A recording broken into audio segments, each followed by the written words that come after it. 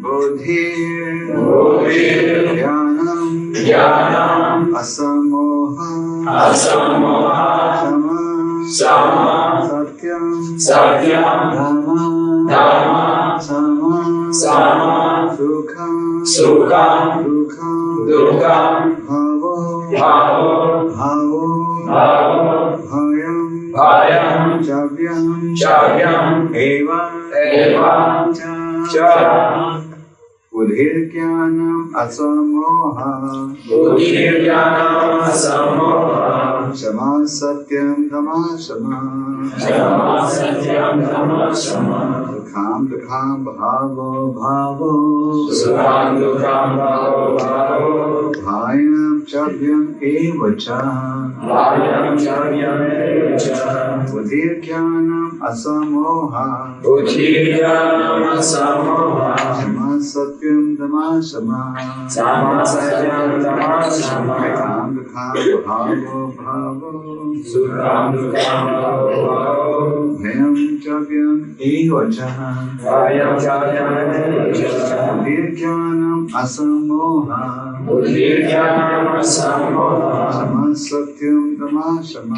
Shama Satyam Dhamma Shama Sukham Dukham Bhavo Bhayam Chavyam Eva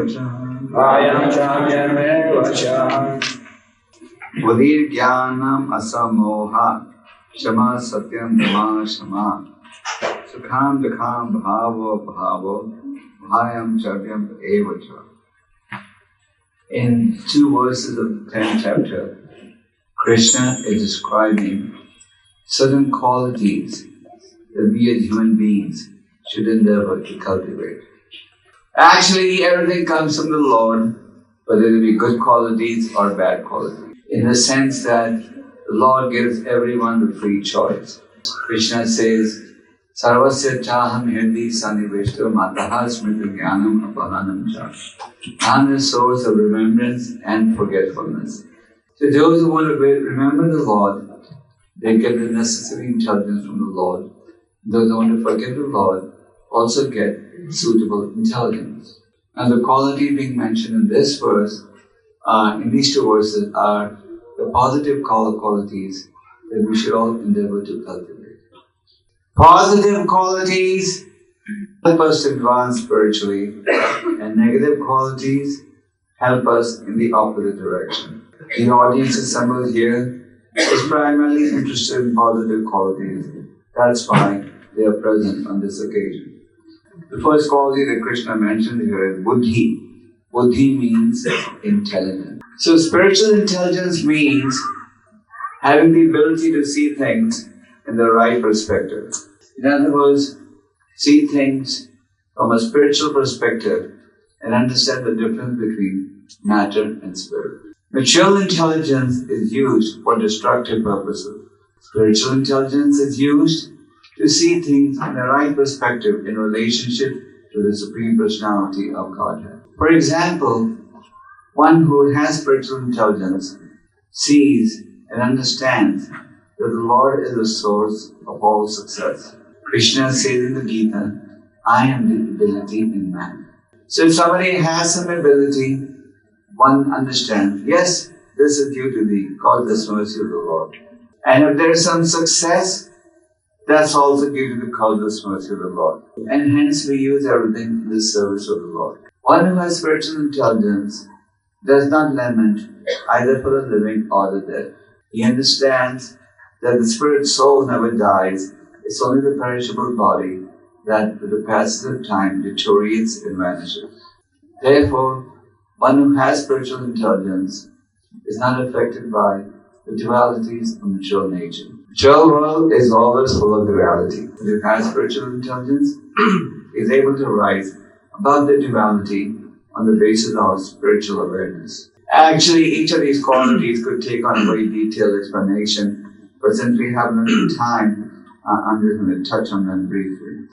Then another quality that Krishna mentioned here is jnana, which means knowledge. Krishna says in the Gita, Raja Vidya Raja Guhyam. This knowledge is the king of education. So obviously when we talk about knowledge, we talk about knowledge from a spiritual perspective, or Shastra Chakshus, seeing through the eyes of the scriptures. Shastra means words of God. It's just like I'm using glasses to see. A person with spiritual vision uses the scriptures to see. If you see the scriptures to see, then you will not get bewildered. In all situations, you'll be rightly situated. So, spiritual knowledge should be cultivated from the age of 5 onwards. There may be many universities and colleges giving a variety of academic courses, but unless you understand this knowledge, everything else is Shrama eva hi kevalam, simply a waste of time. You may have 1 0, 2 0, 100 zeros, they mean the same. But the moment you add the figure 1, the zeros become meaningful. So similarly, the moment we connect everything to Krishna, our endeavors can bear success. With Krishna, hell is heaven, and without Krishna, heaven is hell. In the Bhagavatam, there's a story of a king called 𝐃𝐢𝐬𝐭𝐫𝐚𝐜𝐿. He had millions of wives, but he didn't have any children for any of them. So the king was always very sad, morose. So one day, a sage came to his palace and said, "King, why do you always look sad? You're handsome, rich, you have all the facilities, why are you always sad?" He said, "I don't have a child, a son to succeed me." That was the cause of his unhappiness. The sage blessed him and said, "You'll have a son, but that son will be the cause of your happiness and distress." At that point in time, the king could not understand how the son that he was longing for could ever be the cause of unhappiness. A little later, a son was born from one of his wives, and the king started giving all his attention and love to that child and his mother. And he started ignoring his other co-wives. With the result that the other co-wives became very envious of the king's wife and her son. So on the first anniversary of the child, the co-wives poisoned the child. So when the king and his wife found out that the young son, whom they cherished and loved so much, had died, they naturally became very, very sad. And then the sage Angira Rishi, along with Narada Muni, again happened to be passing by, and they came to the palace of the king. When they came, they saw the king was very sad, unhappy, crying. So they asked the king what was the cause. And then by the power of the sages, that son was brought back to life. The son was called Harsha Shoka when he was alive. Harsha Shoka in Sanskrit means happiness and distress. So in material life, actually we are all Harsha Shokas. 1 minute you're the source of pleasure, the other moment you become the source of pain. So we get all our names are in some respect Harsha Shokas. Just like in the Bhagavatam, there's a story of a king called King Puranjan. Puranjan in Sanskrit means the enjoyer of the body. So actually we are all enjoyers of this body, or kings of the body. Kings of the body in the sense, we have the freedom to decide how to use this gift, how to use this body. When Harsha Shoka was brought back to life, the sages advised him that he should go back to his parents. Harsha Shoka said, "Which parents do you want me to go back to? I had so many. This family I had only for 1 year, but I've had so many parents. Which ones do you want me to go back to?" And then by his preaching, King Kshitruketa and his wife came to the realization how this body is temporary and the real eternal nature is the nature of the soul. So, knowledge means understanding the distinction between matter and spirit. Modern knowledge, or knowledge as it is conceived of by society, only talks about matter, with no reference to the spark that moves the matter. Matter moves when touched by the spirit. So it's very important that in any educational system, we understand the nature of the spiritual spark. Therefore, in the Krishna conscious movement, we give people real knowledge. Hence we have 2 classes a day in all our temples, morning and evening. We should not take the ISKCON is just a religious organization. We are actually an educational institution, giving people the highest education that they can possibly obtain. How many institutes in your country are teaching people the art of living, the art of dying, the real understanding of our future? With regards to the art of living, the scriptures teach us the importance of living for the pleasure of the Lord according to the direction of the scriptures. And if you learn the art of living, you'll also learn the art of dying. The art of dying is Ante Narayan Smriti. At the moment of death, to be able to remember the Supreme God. Then it says, Amoham, Asamoha. Asamoha means freedom from doubt. Freedom from doubt and delusion, actually. So freedom from doubt and delusion is a result of intelligence and knowledge. You can only be free from doubt and delusion once you have proper intelligence and proper knowledge. Then Shama. Shama means forgiveness. Now the nature of a devotee is to be very forgiving. The devotee doesn't believe in the principle of Zubazu. An eye for an eye and tooth for a tooth. But you read the lives of great characters, you see nothing but a display of forgiveness. There's so many examples. The most classic example of King Yudhishthira. Dhritarashtra and Duryodhana conspired to kill him, but they were just protected due to the causeless mercy of the Lord. On the battle of Kurukshetra, Dhritarashtra had lost all his children and grandchildren. If Yudhishthira wanted, he could easily have had him arrested and punished. But instead of that, he sympathized with his uncle and said, I'm sorry that you've lost your children and grandchildren. Here is this wonderful palace. Please come and live in this. Maharaja forgave his father, even though his father tried his best to harm him. His father mostly tried every trick under the sun to annihilate to kill Prahlad. What was his major offense? He was not a devotee of Hiranyakashipu. He was a devotee of Krishna. His father wanted him to be his devotee. After the Lord finally killed Hiranyakashipu, Prahlad went to the Lord and prayed as follows. Even though he was demoniac, even though he tried to harm me, you may please give him liberation.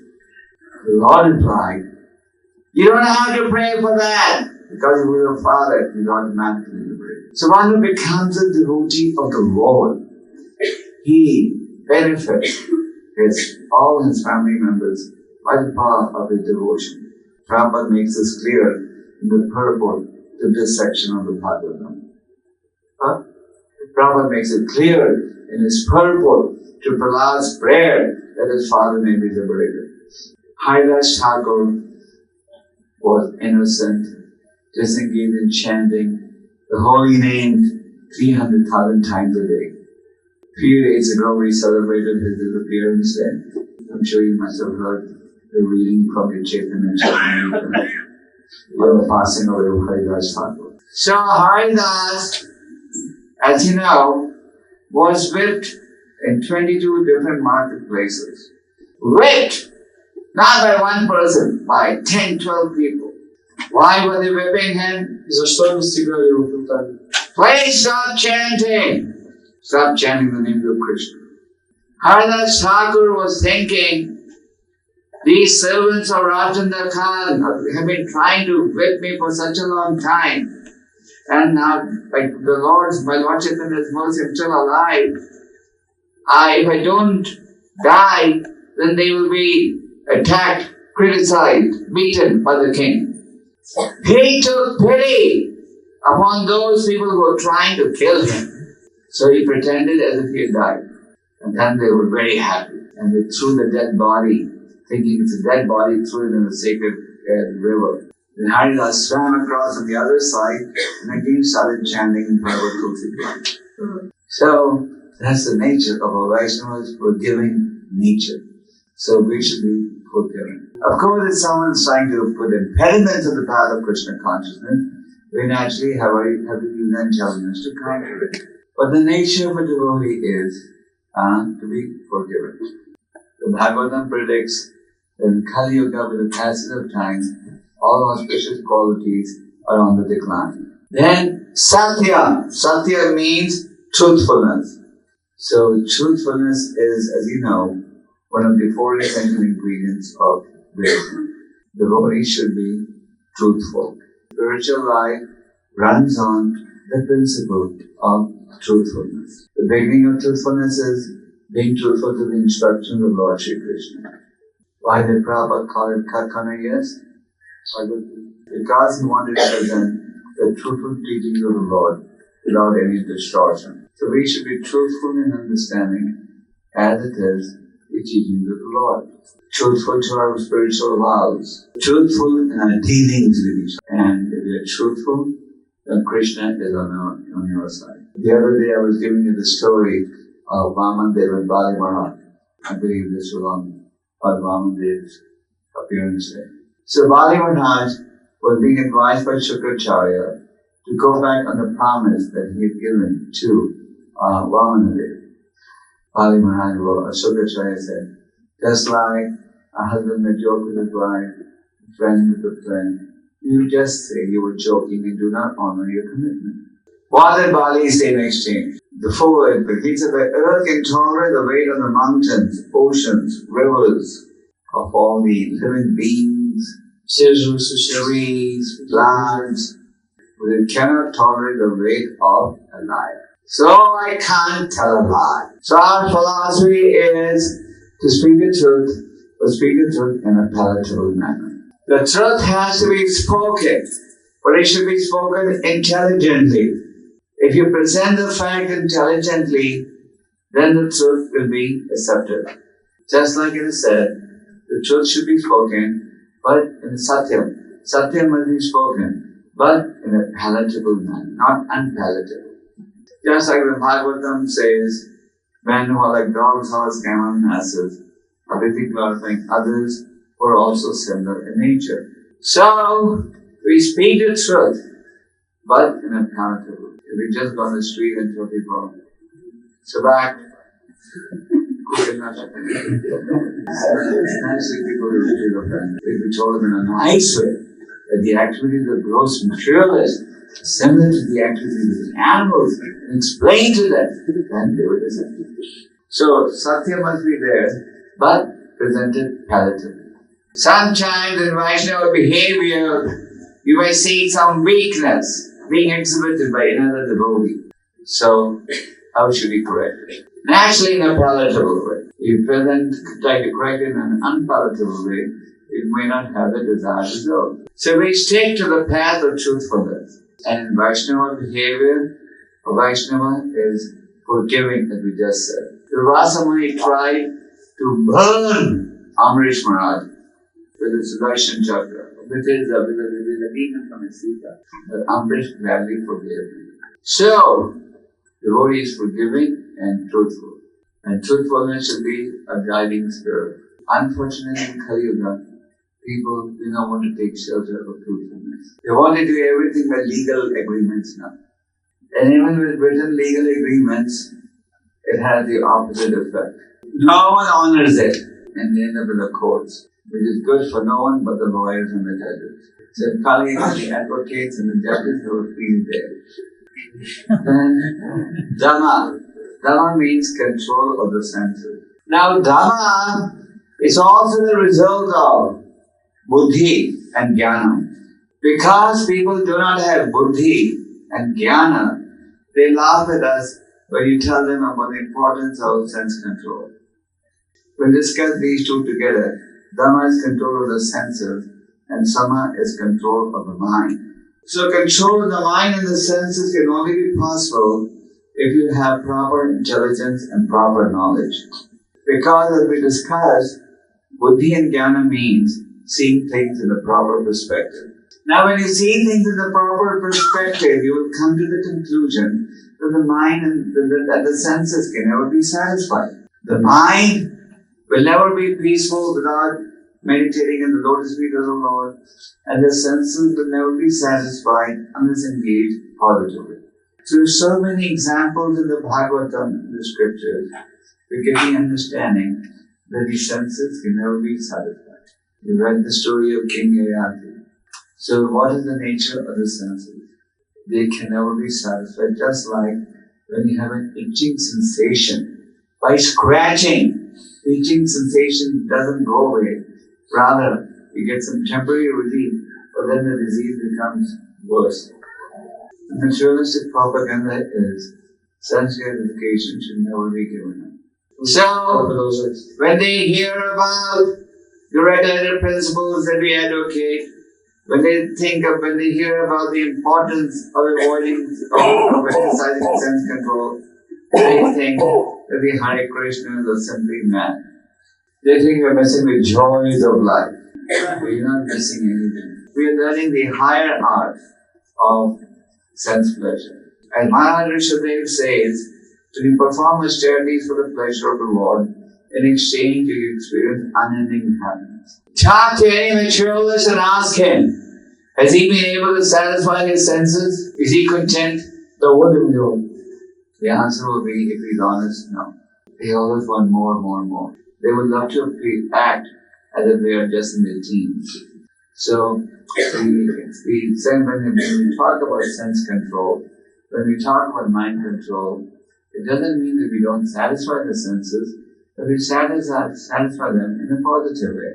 Control of the senses just means removing the poison from the senses. Control of the mind just means engaging the mind positively. If you take the poison out of the teeth of the snake, then when the snake bites you, there is no risk. Poison refers to engaging the senses in simple activities. And if we analyze the traditional sources of sense pleasure, we can easily see that the traditional sources of sense pleasure are destructive, materially and spiritually. All over Russia and CIS, every corner you see billboards of different cigarette brands. You see more reclams of foreign brands and Russian brands. People seem to think, if I smoke these American cigarettes, maybe I won't get cancer.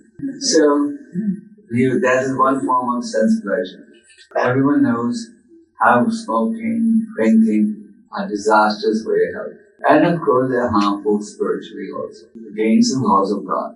But people today are so intoxicated, they can see in front of them, they can read statistics, how people are dying of cancer and all caused by smoking, drinking, meat eating. But it's so addictive, they have no sense control, that they become a victim. Sense pleasure, either in the form of eating without discrimination, mating without discrimination, etc. It's just the cause of bondage.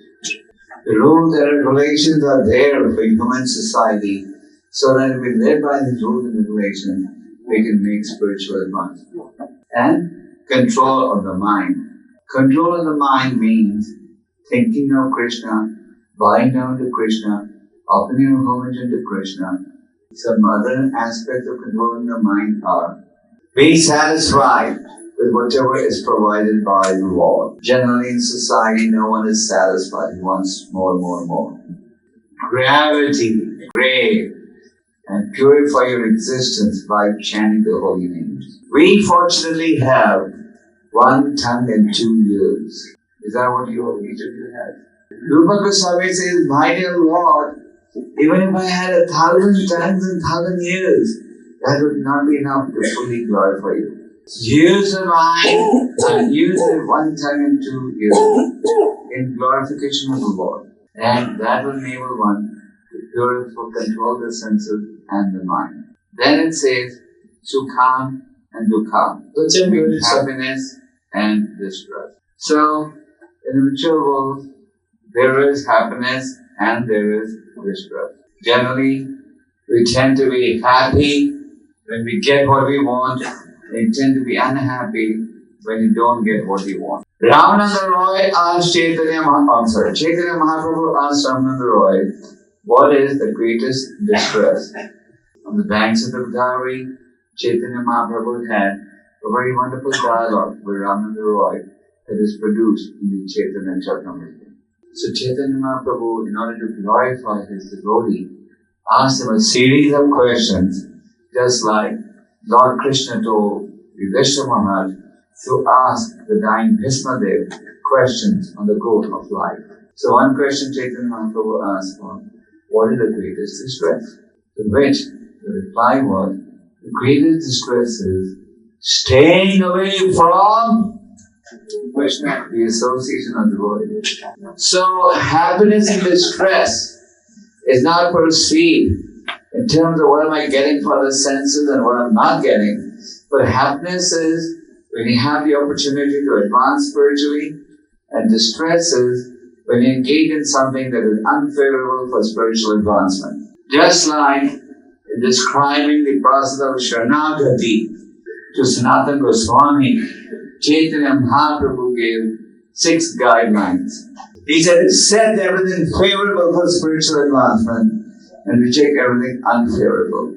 So when he said something favorable, you have a cause to be happy. So anything favorable for spiritual consciousness should be accepted and becomes the cause of happiness. Just like if we chant around nicely, if we get the opportunity to sadhu sangha, if we have the opportunity to hear discourses, if we have the opportunity to do nice service, naturally you are happy and you're entitled to this spiritual happiness.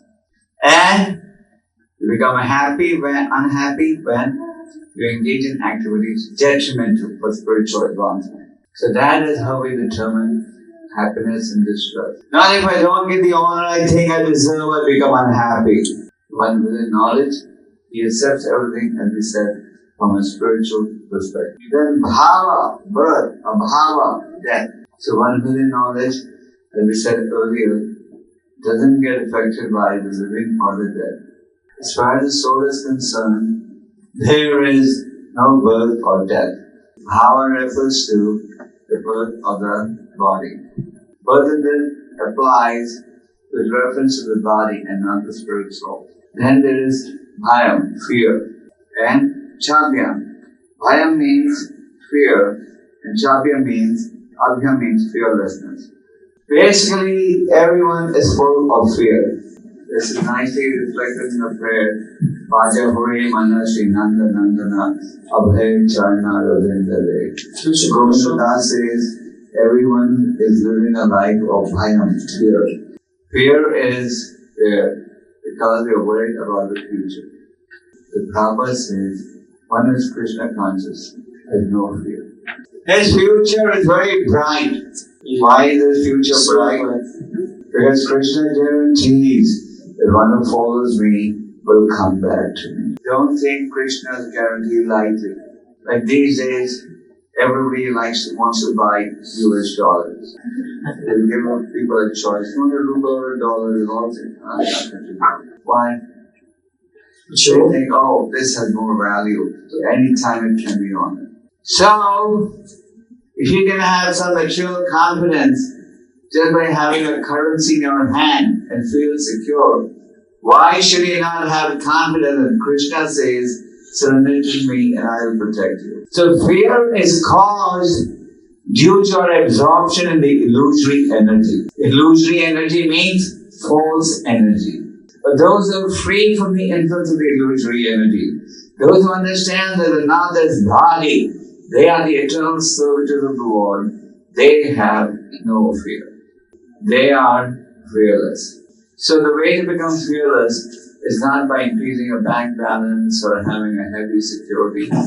You may do that, but the real process of becoming fearless is to surrender to the teachings of the Lord. A spiritualist is fearless. That doesn't mean he doesn't use his intelligence or doesn't take precautions, but he knows ultimately everything under the control of the Lord. So Krishna says, become fearless. Surrender to me and I will protect you. But unfortunately we say, how can I surrender to you, Krishna? Let me surrender to the illusory energy for some more time. Tomorrow I'll surrender to you. But when tomorrow comes, this is after again. There was once a man who was bringing water to the Jagannath Puri temple. Every day he would come, leave the bucket of water at the gate, and say, I'll come in tomorrow for darshan. Should I let the others have darshan? I live here. Will I can take darshan anytime? So I'm postponing taking darshan every day. And one day, before you can have darshan, he died. So we postpone our surrender. I know everything. I can surrender to Krishna whenever I want. I'm closely connected to ISKCON. I have all the books at home. I'm initiated. We should not postpone this one. But surrendering to Krishna is beautiful and rewarding.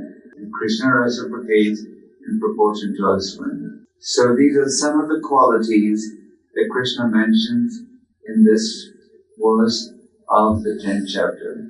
There's another one verse with more qualities. But I'm sorry I have to stop now. I have to go and meet some of the godbrothers who are waiting for me. I'm already on late. So, Hare Krishna.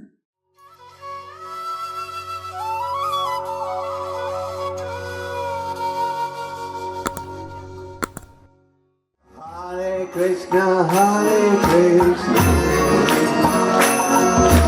Krishna Krishna, Hare